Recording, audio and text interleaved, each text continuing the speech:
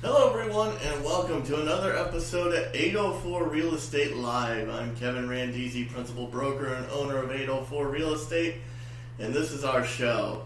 Tonight we have a very awesome show planned for you tonight. We have Jim Ingersoll here, author, entrepreneur, and coach.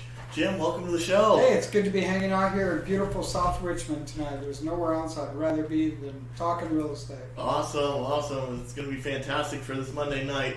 For those who haven't seen the show before, we'll give you a quick breakdown of the format. We're going to talk to Jim here in just a quick minute. If you have a question, feel free to go ahead and type it in the comments section. And in the last part of the show, we're going to ask Jim your question. So if you have a question, type it in, and we will get to it at the last part of the show. Well, Jim, welcome. Go ahead and tell the audience a little bit about yourself. I just told you I don't like talking about myself. I'm just kidding. No, I'm Jim Ingersoll in Richmond, Virginia. It's good to be along with you guys. I'm an active investor. I've been investing for close to 15 years full-time in the beautiful Richmond market, and bought hundreds and hundreds of houses throughout the area, and done flips, buy and holds, and wholesale deals. That's when I first got started, was wholesaling. So I've done the whole racket, and also have an annual event, a boot camp, and a podcast as well. So it's nice to be with you, Kevin. And you've also written a book as well. Wrote 2 books. They're both on Amazon. Yes. Perfect. Let's talk about your career path to becoming an entrepreneur. How did you get involved in real estate? Well, growing up, I saw my dad do a really good job with it. He made it look so easy. He was working at an architectural firm, and he bought a couple of duplexes and did really well with them. So I thought, boy, that looks so easy. So Cheryl and I got married very young. I was 21 and she was 19. And we said, Dad made it look so easy. We'll go out and buy another duplex here in New York as well. And it didn't go so well, Kevin, because it was very cheap, but it had tremendous amounts of deferred maintenance. I had no training on how to be a landlord. I was working full-time as an engineer at that point. And I would show up after work, meet tenants, and if they had a pulse and some money in their pocket, they moved in. Didn't know how to screen, do an application, or any of that. Zero training on any of that. And just really struggled with that for a number of years, to the point that Cheryl, my wife, said, that's it. We're never going to be a landlord again. That cost me 10 years of investing just because I didn't invest in myself first. So when you, from that time, what got you back into real estate, and what did you learn from your first experience? I was climbing that corporate ladder, doing really well, kept getting promoted, and then I started losing control of my own life. It was almost like being an indentured servant to some degree, because they had me traveling all over the world. Came to Richmond here working for Lucent Technologies, which became Via Systems, and late 90s we started opening up factories all over the world, and they had me going all over. So Cheryl bought our house here in Richmond when I was in Mexico. 3 weeks later, I was in England when all my furniture arrived. A month later after that, they sent me to China. And I thought, this isn't, I've lost control of my own life. I have to do what somebody else wants me to do while we just work to increase their stock prices. And then lo and behold, after Y2K, we're making all these acquisitions. They started downsizing. So we outsourced all those jobs to Asia and all over the world. And but this isn't, climbing this corporate ladder thing is really overrated. Yeah, I was working in the corporate world my own self. And not fun, is it? No, I got the degree and tried it for 7 years, and I was like, well, that just isn't me. I don't want to sit at a desk and rot my entire life away. So, lots of people are watching tonight that probably are in the corporate world now. What advice do you give them to get out and do their own thing? Well, if they really want to get out of their job, they've got to really dig down and ask themselves why. What is your why for wanting to do that? If your why doesn't make you want to cry, as soon as you hit an obstacle, you're going to run and hide. And I don't want you guys running and hiding. So you better really know why you want to go full time before you jump in. I mean, you could become a realtor, you could become an investor, you could become a landlord. There's lots of different things you can do. You really got to really understand why, and then work through how, secondly, in my opinion. So go why first and then how. I think so. In terms of real estate, what investments right now are you liking and why? And I really am liking just buying apartments. Apartments? There's a great market for really good tenants and residents here in Richmond. I love renting to great folks who come in, pay their rent on time, and take really good care of the place. So there's a lot of need for that. There's a lot of areas in the city that are really expanding. The city's booming, in my opinion. So I'm really liking just growing a rental portfolio and doing a few flips in between. Do you like rentals in the city or in the surrounding counties, or just where the numbers? I mean, I really like Henrico as well. I really do. And Chesterfield also. I don't have anything against them. But the city is really booming. A lot of people want to live there. A lot of millennials love being in the city, and they're fantastic for me to rent to. Yeah, I tell you, we did an episode a couple of weeks ago talking about opportunity zones, and that's that is an eye-opening thing that is going on. And I think you're seeing a lot of that in Richmond, specifically in the Manchester area, where there is a significant amount of investment being poured into apartments, townhouses, Right. Commercial. It's just massive amounts of development. Let's switch gears a little bit here. In real estate, talk about network. Why is it great? Yeah, I mean, you've heard me say your network is your net worth. Yes. And it's really true. You know, growing up, or when my kids were growing up, it was really important that we surround them with great people, because it makes being a parent a lot easier. So why is it not also true for us as adults? Jim Rohn said you're the average of the 5 people you spend the most time with. So think about it. Who are the 5 people? Write them down right now while you're watching this. Think about it. Who are the 5 people you're spending the most time with? They have a huge influence over you. They never taught me that when I got my undergraduate in electrical engineering or my master's degree in engineering management. They never said you become like the 5 people you spend all the time with. Yeah. And it's so simple. I wish I had known that when I was in my 20s or even in my 30s. But your network is everything. And if you're not growing your deal flow, or if you're not growing your cash flow or your net worth, or if you're not healthy enough or you're not spiritual enough, think about those people that are influencing you on all those different things. Now, I'm not saying you shouldn't hang out with people and give back, because I think the more you give, the more you receive. I'm not talking about your giving time, just like your core network of the people in your inner circle. If your inner circle doesn't excite you, then what you've really got is a cage, and you got to start getting that cage broken up and just rebuild it into something really strong to help you succeed. I think that those are 2 very good points that you brought together, as far as the 5 people that you hang out with. They have a big influence. Yeah, they have a massive influence. It's something for me to even think about. All of us. Yes. All of us should be challenging ourselves. Like, who are the people we're communicating with, texting with, emailing with all the time? In your profession, what gives you the greatest satisfaction, and what do you consider success? I think for me, it's watching the light bulb go off and watching somebody find a pathway to hope. And the real satisfaction comes from the people that actually take the action to go get it. Because a lot of people want it, but not everybody is willing to take massive action and go get it right now. And the people that find a pathway to hope and get rid of the fear, and they're willing to take action and really go after it, and don't get bogged down when they hit an obstacle or fail, are going to find success. And for me, it's satisfying to watch others find that pathway to success. Because a lot of people that have taken your advice, I've seen it, and they've grown substantially through the years. They've come from the bottom, and now they're, they've now done really top. well. I think people give me way too much credit, Kevin. No, you're a substantial influence on people. Yeah, you know what? All I'm really doing is, and I want to be humble. So really, all we're doing is providing people with hope and a path.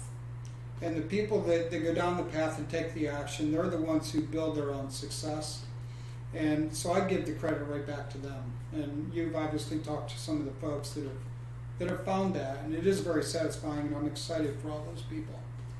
Good information. What we're going to do is we're going to take a quick commercial break. When we come back, we're going to talk with Jim about his Dealmaker Boot Camp 2020. Did I get that right? You got it. And we're going to talk about some of the books he's written. All right. And maybe we'll talk about some of the projects you've done if you want. All right. Sounds good. Sounds good. We'll be right back. Don't go away.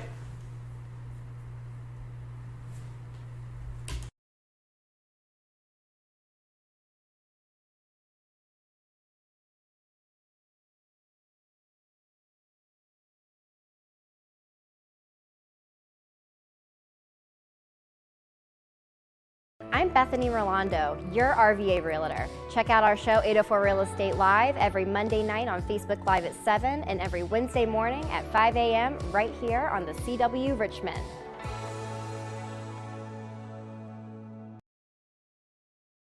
I've bought and sold several properties using a team over at 804 Real Estate. They're dependable, reliable, and they're a wealth of knowledge. For properties that I buy, they help recommend properties to me that might be good investment opportunities. For properties that I sell, they usually sell them in a week or less for me. 804 Real Estate, I highly recommend them for your next real estate transaction. Thinking of buying or selling your next home? Call us at 804-477-8700. 804 Real Estate, your local residential real estate brokerage.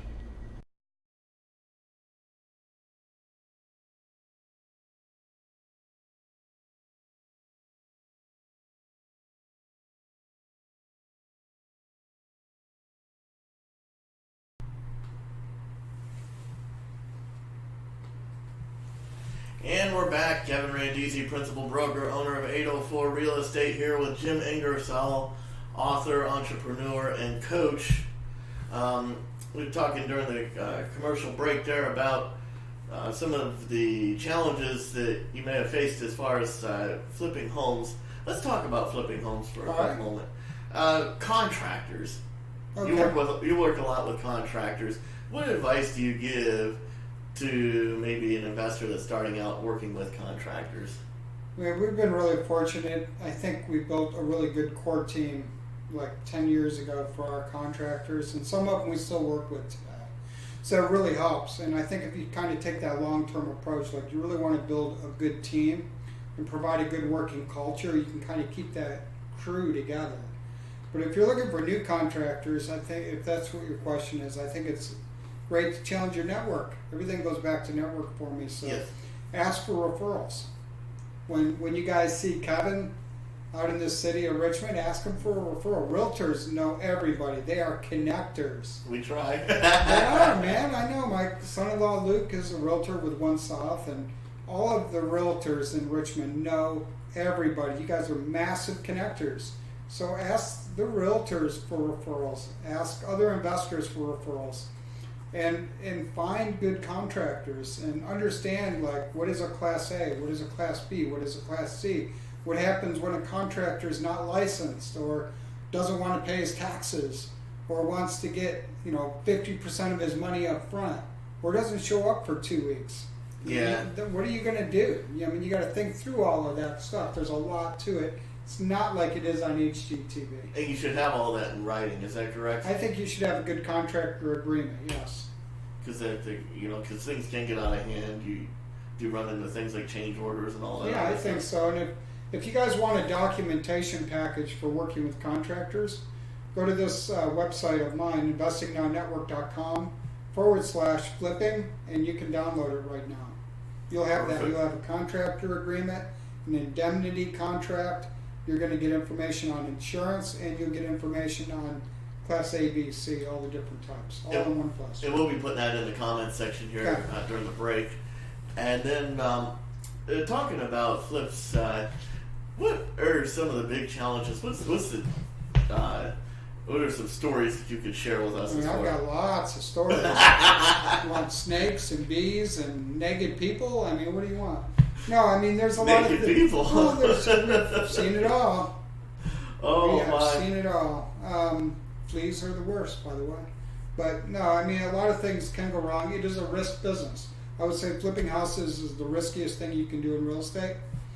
It's sort of like day trading houses. So it starts with having a good understanding of what your numbers really are. I think in Richmond right now, there's a lot of people paying too much for houses. and they don't understand that you need a margin, so that if things don't go just right, like most people don't hit their budget and they don't get the timeline done on time. Yeah. What happens when things slip and you go over budget and you want to make a change to a house that you didn't budget for, or the house doesn't sell as fast as you need or for the price that you want?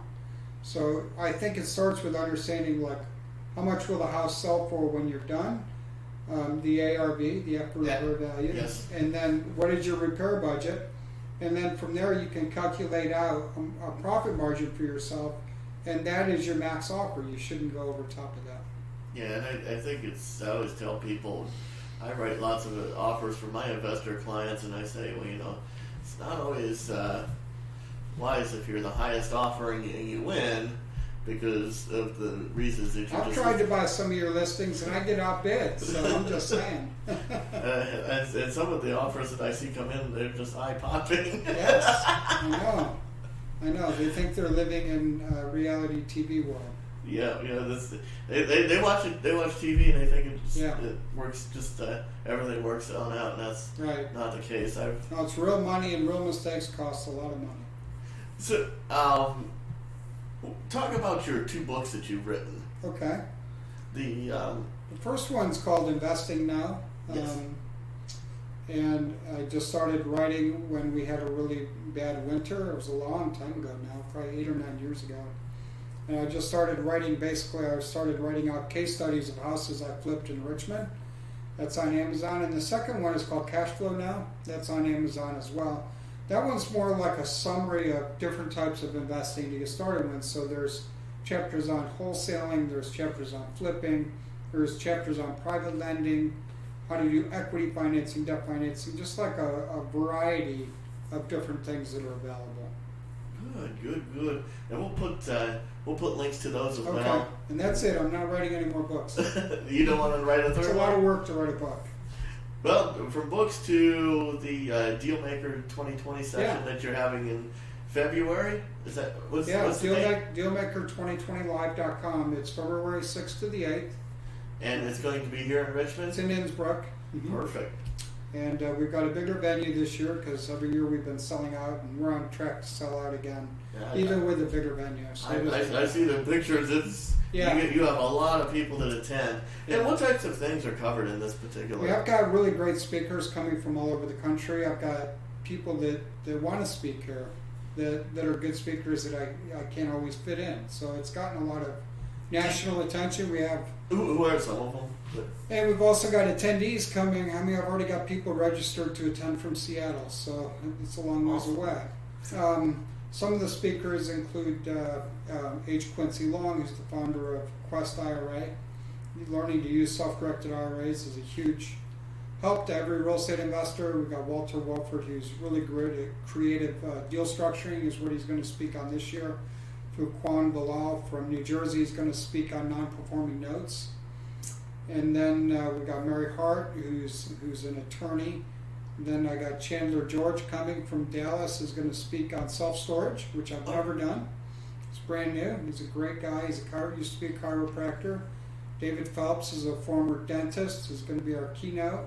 So it's a long list of great people. John Heyer is going to speak on opportunity zones. Jeff Watson is going to speak on tax-free wealth building strategies. And so it's extensive. It's a lot of speakers. And how many days does this run? 3 days, February 6th, 7th, and 8th, all day, every day, and then there's activities in the evening as well, so you can build that network. Fantastic. I remember last year you had the seminar, and I think some of you all were down at the Vail Brewing Company. I ran into you. It was good times. Oh, it was good times. I think you guys were taking the bus around? Or? No, it wasn't me. I did not go, but Brian Rose, Greg Butler, Rich Lennon. I mean, that was... The Bo X team came from San Francisco, I heard, so and Lisa Engelhardt. A lot of people. I remember running into I'm exhausted at the end of the day. I am not going. Oh, come on. You got to come out this year if we have it. Maybe. It's a lot of fun. Exactly. Well, we're going to go ahead. We're going to take one more quick commercial break. It's not too late to type your questions to ask Jim. And when we come back, we're going to go ahead. We're going to put you on the hot seat. We're going to ask you some Bring it on. Some questions. So Third part of the show, we will ask Jim your live questions, so don't go away. We'll be right back.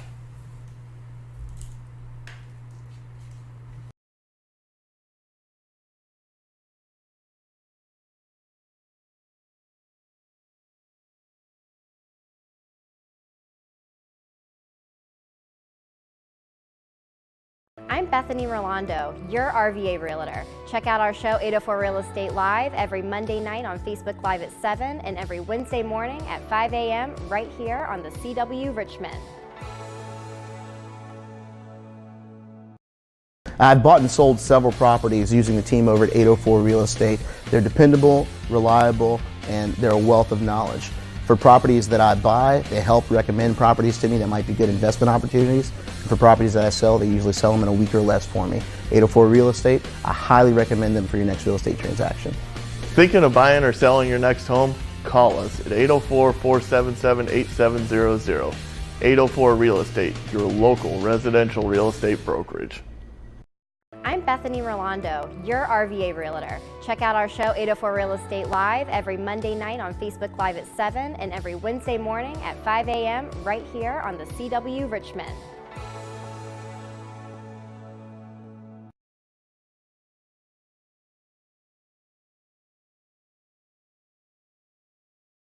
Was wrong, you still got to eat Thanksgiving dinner with them. Yeah. So be careful. That's a lot of really good advice you're giving us on the show tonight. What is one book you've read that changed the way you view real estate?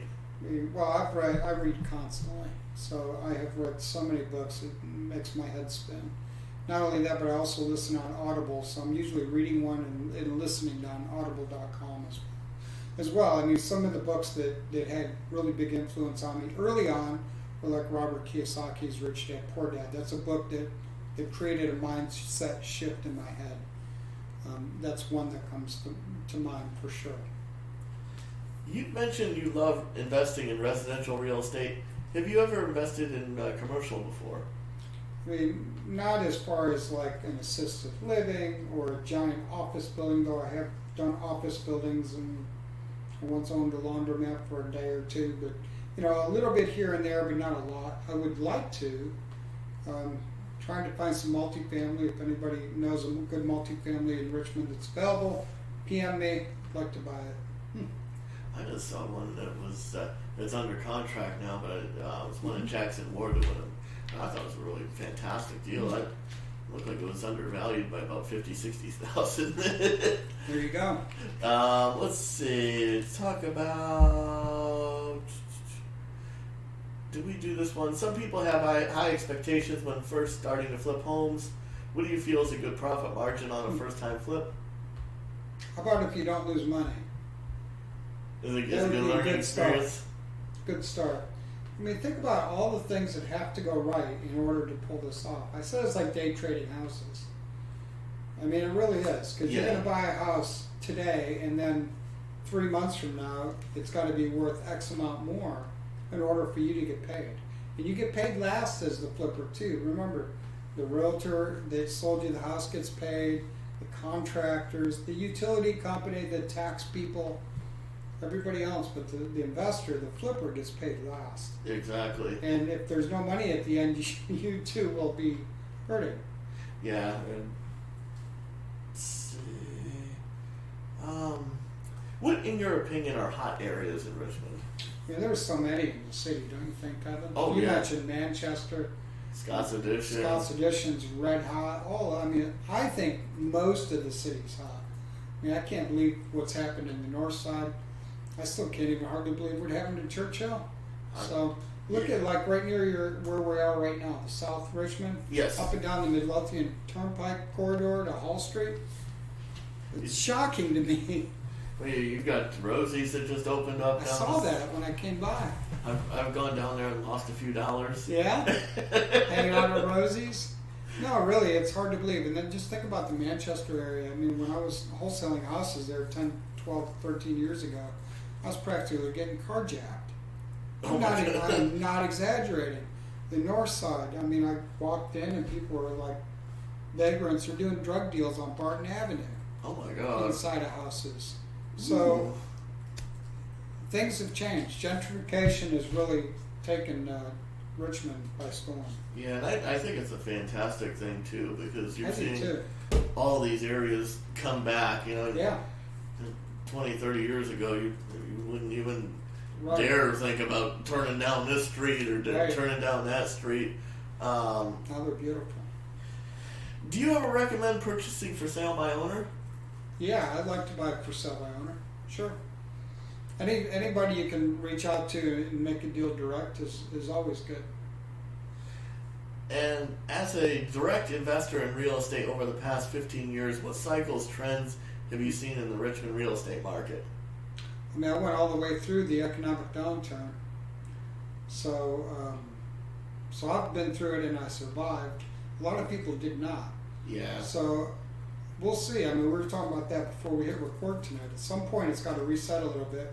Inventory is still really short.